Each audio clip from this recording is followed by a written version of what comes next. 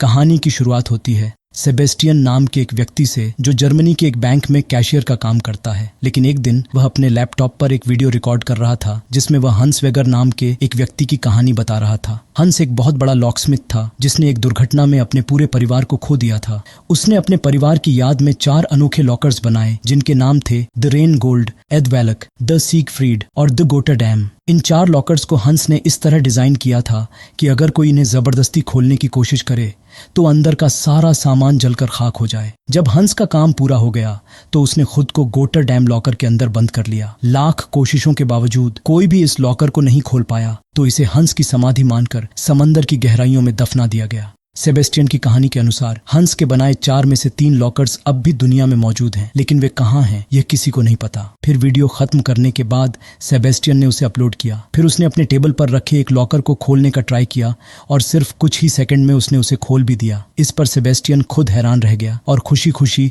अपने काम पर निकल पड़ा। रास्ते में एक कॉफी खरीदी और सीधा बैंक पहुंच गया। बैंक में पहुंचते ही उसे एक महिला मिली जो उस पर जोर जोरों से चिल्ला रही थी क्योंकि उसका चेक पास नहीं हुआ था। इस बीच सेबेस्टियन की नजर टीवी पर गई और उसने देखा कि दुनिया भर में जॉम्बीज का हमला हो चुका है। यह देखकर वह घबरा गया और उसे सामने खड़ी महिला भी जॉम्बी जैसी लगने लगी।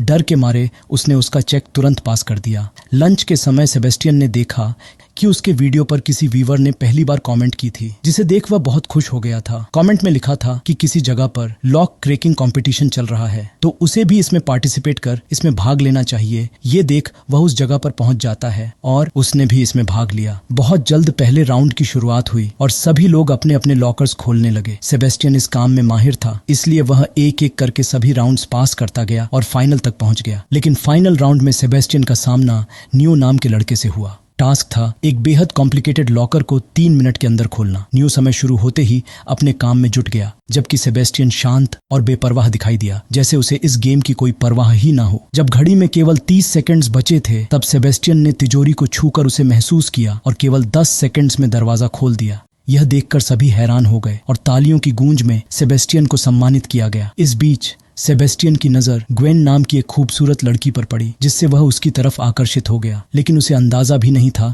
कि ग्वेन उसकी जिंदगी को पूरी तरह बदलने वाली थी। और इसी बीच हमें ग्वेन की कुछ दिलचस्प बातों का पता चलता है कि ग्वेन ने 6 साल की उम्र में पहली घड़ी चुराई थी और 16 में उसका दिल टूटा था और तभी उसने पहली कार चुराई और 17 साल की उम्र में इंटरपोल ने उस पर रेड नोटिस जारी कर दिया था। फिर अगले दिन सुबह सेबेस्टियन उसी कॉफी शॉप में पहुंचा जहां उसने गलती से अपने ऊपर पूरी कॉफी गिरा ली थी। वहीं पर अचानक ग्वेन आ जाती है।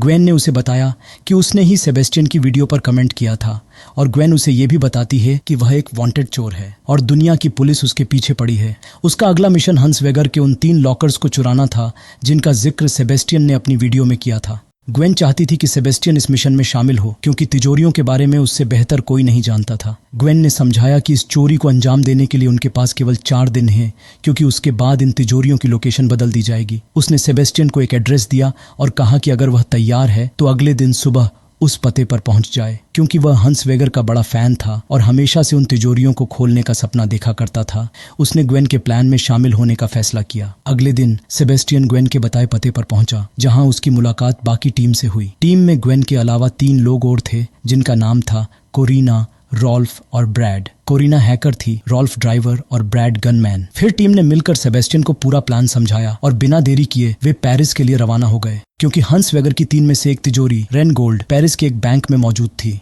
अब प्लान के मुताबिक सेबेस्टियन बैंक के अंदर गया और लॉकर रूम के टॉयलेट में छुप गया। इस बीच ग्वेन ढेर सारा सामान लेकर बैंक की तरफ बढ़ी और गार्ड को सामान पकड़ाकर बहाने से बैंक के पिछले दरवाजे की चाबी चुरा ली। इसके बाद वह बैंक के अंदर पहुंची जहां उसने पहले से ही एक लॉकर खुलवा रखा था। बैंक की एक स्टाफ सदस्य ने उसे लॉकर रूम तक पहुंचाया और वहां से चली गई। ग्वेन ने सेबेस्टियन को टॉयलेट से बाहर निकाला और उसे उस जगह पर ले गई जहां रेन गोल्ड नाम की तिजोरी रखी हुई थी। इस तिजोरी को देखकर सेबेस्टियन के होश उड़ गए क्योंकि हंस वेगर की तिजोरी खोलना उसका बचपन का सपना था। बिना समय गवाए सेबेस्टियन ने अपना काम शुरू किया और धीरे धीरे एक एक करके सभी लॉक खोलता गया और इसी तरह जल्द ही उसने तिजोरी खोल दी जिसके अंदर बहुत सारे पैसों का ढेर था। फिर दोनों ने यह सारा पैसा बैग्स में भर लिया। दूसरी तरफ टीम के बाकी सदस्य बैंक के कर्मचारियों का ध्यान भटकाने में लगे रहे। इस मौके का फायदा उठाकर ग्वेन और सेबेस्टियन बैंक के पिछले दरवाजे से सुरक्षित निकल गए। इस कामयाबी से सेबेस्टियन बेहद खुश था और पहली बार उसे खुद को मेन कैरेक्टर जैसा महसूस हो रहा था। अगले सीन में हम इंटरपोल के हेडक्वार्टर को देखते हैं, जहां पुलिस को इस चोरी की खबर मिल चुकी थी। बैंक में लगे सिक्योरिटी कैमरों ने ग्वेन और उसके साथियों को कैप्चर कर लिया था और वे पहले से ही इंटरपोल की हिट लिस्ट पर थे। इस मीटिंग में डेलीक्रो नाम के एक ऑफिसर को दिखाया गया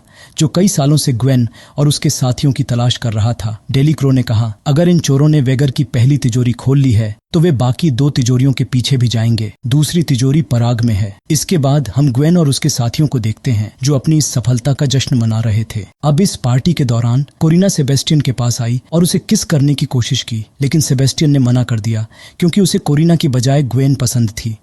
इस पर कोरिना ने कहा कि ग्वेन पहले से ही ब्रैड के साथ रिलेशनशिप में है। हालांकि फिलहाल उनके बीच कुछ भी ठीक नहीं चल रहा और जल्द ही उनका ब्रेकअप हो सकता है। उस रात सेबेस्टियन ग्वेन के कमरे में गया जहां दोनों के बीच लंबी बातचीत हुई। दुर्भाग्यवश ब्रैड ने इन दोनों को एक साथ देख लिया और इससे वह सेबेस्टियन पर गुस्सा हो गया। अगले दिन ये टीम पराग पहुंची जहां वेगर की दूसरी तिजोरी को रखा हुआ था। हालांकि उन्हें यह नहीं पता था कि डेलीक्रो और उसकी टीम पहले से ही इन पर नजर रखे हुए थी। प्लान के मुताबिक ग्वेन और सेबेस्टियन बैंक के कर्मचारियों का रूप धारण कर बैंक में घुस गए और कोरिना के निर्देशों का पालन करते हुए लिफ्ट तक पहुंचे, मगर सिक्योरिटी को उन पर शक हो गया और 2 गार्ड्स उनसे पूछताछ करने के लिए आ गए। इससे पहले कि वे कोई सवाल पूछ पाते, ग्वेन ने बड़ी चालाकी से दोनों गार्ड्स को मार गिराया और दोनों जल्दी से तिजोरी तक पहुंच गए। अब दूसरी ओर डेलीक्रो बैंक के बाहर टीम का इंतजार कर रहा था। जब काफी देर तक उसे कोई हलचल दिखाई नहीं दी तो वह खुद बैंक के अंदर चला गया। अंदर जाकर उसे पता चला कि जिस तिजोरी की वह तलाश कर रहा था उसे 1 हफ्ते पहले ही बैंक की दूसरी शाखा में शिफ्ट कर दिया गया था। इसका मतलब था कि पुलिस की टीम गलत बैंक में थी जबकि असली चोरी कहीं और हो रही थी। अब बिना समय गवाए डेलीक्रो और उसकी टीम असली बैंक की तरफ भागी। इस बीच सेबेस्टियन ने तिजोरी खोलना शुरू किया और थोड़ी मेहनत के बाद उसने वेगर की दूसरी तिजोरी को खोलने में सफलता पाई। इससे वह बेहद खुश हो गया और ग्वेन को गले लगा लिया। दूसरी तरफ बैंक की सिक्योरिटी टीम ने गार्ड्स के गायब होने पर पूरे बैंक में हाई अलर्ट जारी कर दिया। जैसे ही हाई अलर्ट हुआ, कोरिना ने प्लान भी लागू किया। उसने ब्रैड को लुटेरे के रूप में बैंक के अंदर भेजा। अंदर जाते ही ब्रैड ने बैंक में मौजूद सभी लोगों को गन पॉइंट पर ले लिया, जिससे सिक्योरिटी का ध्यान ग्वेन और सेबेस्टियन से हटकर ब्रैड पर चला गया। इस डिस्ट्रैक्शन का फायदा उठाकर ग्वेन और सेबेस्टियन ने सारे पैसे बैग्स में भर लिए। काम खत्म होते ही उन्होंने ब्रैड को सिग्नल दे दिया।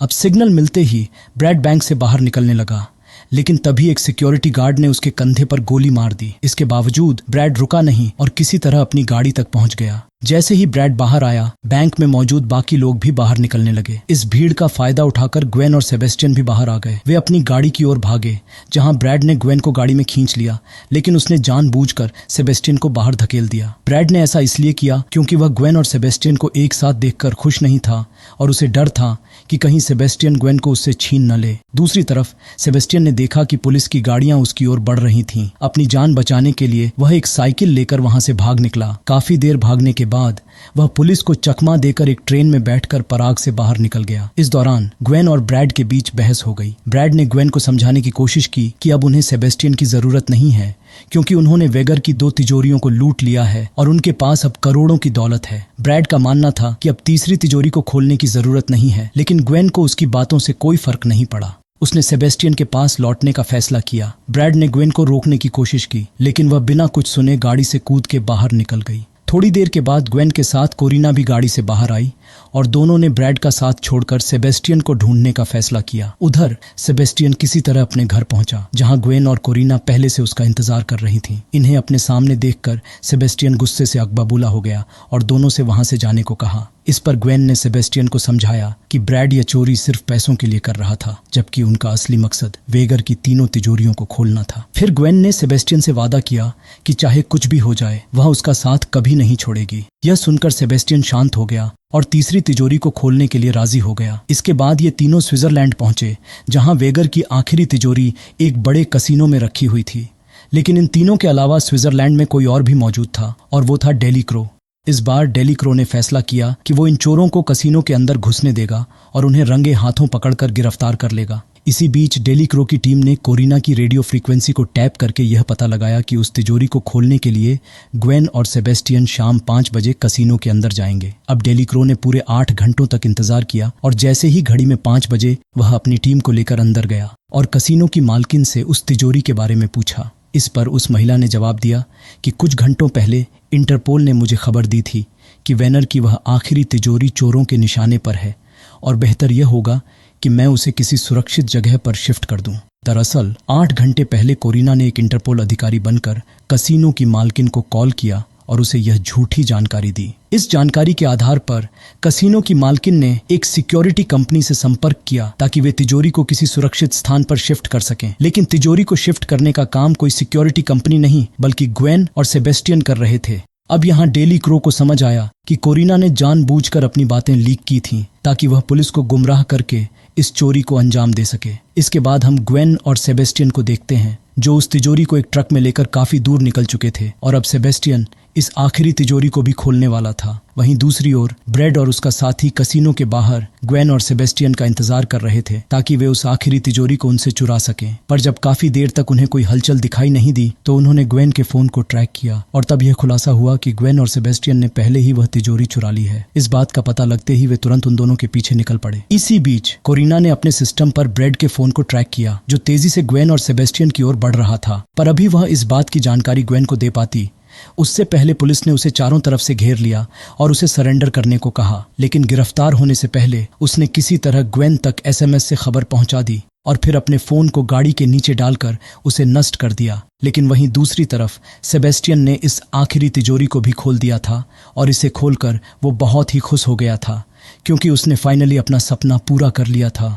इसके बाद इन्होंने गाड़ी रोकी और तिजोरी में मौजूद सारे पैसे को बैग में भरने लगे। लेकिन जैसे ही ये लोग यहाँ से निकल पाते कि तभी ब्रेड वहाँ पहुँच गया और इन दोनों पर अपनी बंदूक तान दी। दरअसल ब्रेड भी उन पैसों में अपना हिस्सा चाहता था लेकिन ग्वेन ने ऐसा करने से साफ इनकार कर दिया। अब उसकी ना सुनकर ब्रेड गुस्से से लाल हो गया और उसने सेबेस्टियन पर गोली चला दी। लेकिन खुशकिस्मती से सेबेस्टियन की जान बच गई क्योंकि ब्रेड की बंदूक खाली थी। इस पर ग्वेन ने उससे कहा, मैंने आज तक तुम्हारी गन में कभी गोलियां डाली ही नहीं थी क्योंकि मुझे पूरा यकीन था कि तुम मुझे एक ना एक दिन धोखा जरूर दोगे। इतना कहकर उसने अपनी बंदूक निकाल ली और इस पूरे स्थिति को अपने नियंत्रण में ले लिया। इसके बाद उसने ब्रेड और रॉल्फ को गाड़ी से बांधा और पैसे लेकर सेबेस्टियन के साथ यहाँ से भाग निकली। अब प्लान के मुताबिक ग्वेन और सेबेस्टियन एक बोट तक पहुंचे ताकि वह नदी के रास्ते से शहर छोड़कर फरार हो सके। लेकिन भागने से पहले सेबेस्टियन ने डरते हुए अपने प्यार का इजहार किया और ग्वेन ने भी उसके इस प्यार को स्वीकार कर लिया।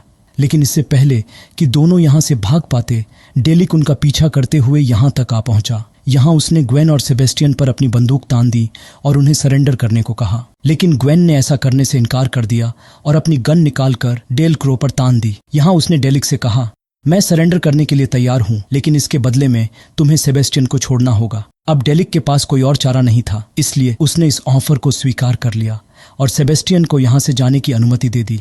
यहाँ ग्वेन ने सेबेस्टियन से वादा किया कि वह बहुत जल्द उससे दोबारा मिलेगी और वे दोनों मिलकर वेगर की उस आखिरी तिजोरी को भी ढूंढ निकालेंगे जो समुद्र की गहराइयों में कहीं खो गई थी। अब भारी मन के साथ सेबेस्टियन ने ग्वेन को गुड बाय बोला और बोट में बैठकर वहां से चला गया। अब कई साल बीतने के बाद हमें सेबेस्टियन को कैलिफोर्निया में दिखाया जाता है जहां वह लॉकर्स बनाने का बिजनेस करता है और उसने अपनी शॉप का नाम ग्वेन के नाम पर रखा है।